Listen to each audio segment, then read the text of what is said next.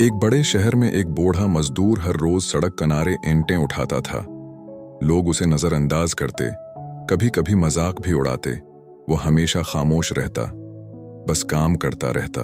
एक नौजवान लड़का रोज उसे देखता था और सोचता था, ये सारी जिंदगी यही काम करता रहेगा।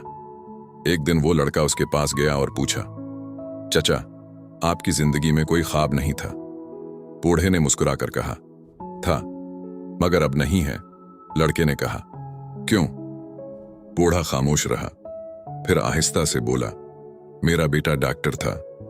आज से 20 साल पहले वो गायब हो गया था। लड़का चौंक गया। बूढ़े ने अपनी जेब से एक पुराना कार्ड निकाला और लड़के को दिया। लड़के ने जैसे ही कार्ड देखा, उसके हाथ कांप गए। उस पर लिखा था, doctor Ahmed, missing person report, और नीचे तस्वीर।